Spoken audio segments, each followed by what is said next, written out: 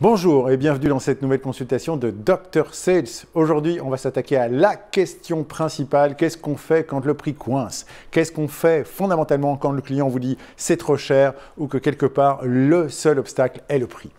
On va s'intéresser à ça et on va s'intéresser à ça sous l'angle de 3 biais cognitifs qui influencent nos décisions à ce niveau-là. Encore une fois, la vente, c'est beaucoup d'émotionnel et beaucoup d'irrationnel avant d'arriver à des arguments fondamentalement rationnels.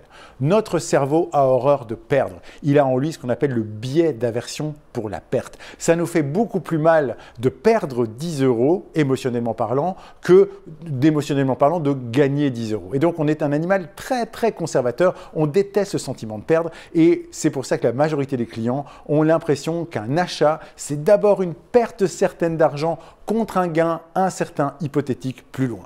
Ce qui m'amène au deuxième biais. Le deuxième biais qui est le biais de temporalité. Nous privilégions ce qui est immédiat et là tout de suite devant nos yeux, quitte à négliger ce qui pourrait avoir des conséquences sur le moyen à long terme. Ce qui explique d'ailleurs que nous sommes obnubilés par la crise Covid et la crise sanitaire et que nous avons tendance à totalement oublier la crise écologique qui pourrait suivre. Nous privilégions le court terme, c'est lié aussi à notre développement et évidemment nous avons passé 300 000 ans dans l'action plutôt que dans la réflexion et nous avons survécu grâce à notre capacité de réaction à chaud sur les événements et peut-être moins sur notre capacité de planification.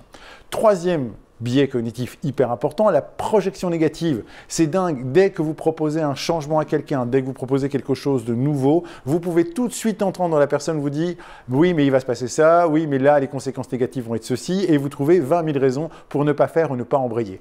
L'être humain est définitivement paranoïaque et dès qu'on lui propose un changement de situation, son cerveau va d'abord produire tous les scénarios négatifs. Encore une fois, c'est tout à fait évolutionniste. Il valait mieux que perdu dans les bois, nous nous imaginions plein de menaces pour rester en vie, plutôt que d'aller, le cœur confiant, nous balader dans les endroits les plus dangereux de la Terre. Mais aujourd'hui, ça nous pose de vrais problèmes de prise de décision.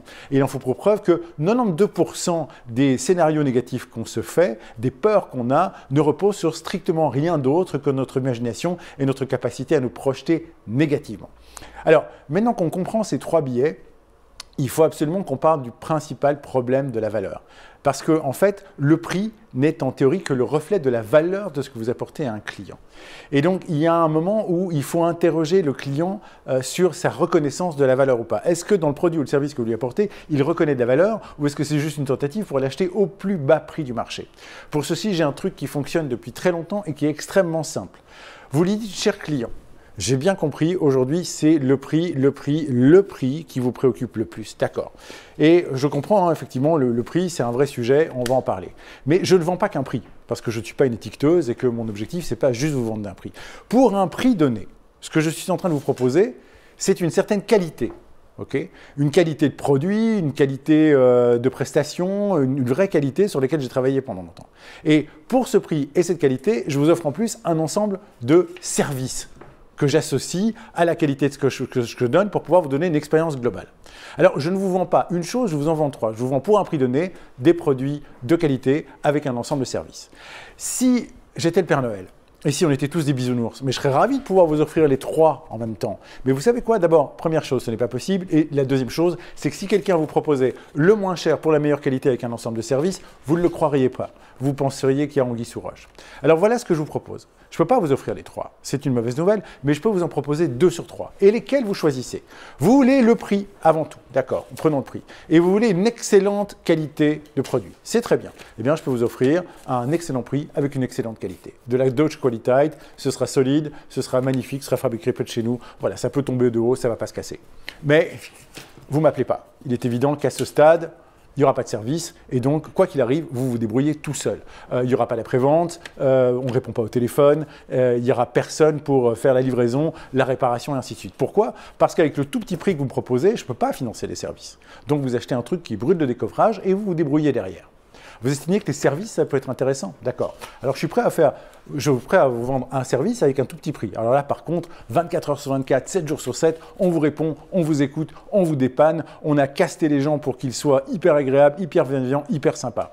Et en fait, ils vont pouvoir vous écouter pleurer pendant des heures et des heures sans cesser de vous consoler, sans cesser de sourire. Et ils vont le faire pourquoi? Ils vont le faire parce qu'on a une très piètre qualité et que vous allez pleurer. Et pourquoi est-ce qu'on a une très piètre qualité?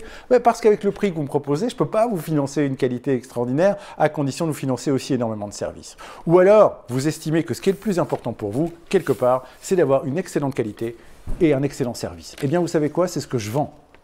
Mais pour ça, je ne peux pas vous mettre le prix. Et donc, à partir de ce moment-là, vous pouvez tester si votre client est sensible à l'existence d'une valeur chez vous, et pas juste d'un prix, d'une valeur. Et s'il vous dit « Ok, d'accord, je comprends, la qualité et les services, c'est important », alors c'est une bonne chose parce qu'il reconnaît une valeur ajoutée à vos produits et vos services. S'il continue à ce moment-là à vous dire « Non, non, le prix le plus bas du marché », ben à ce moment-là, vous avez un vrai problème. Et je vous conseille, si vous voulez en tout cas continuer à prodiguer de la valeur à vos clients, de ne pas traiter avec ce client-là parce qu'il ne reconnaît aucune valeur dans ce que vous pouvez proposer. Maintenant, pour les autres, ceux qui reconnaissent de la valeur mais qui ont toujours un gap à la franchir, repensez aux 3 biais que je vous ai cités tout à l'heure.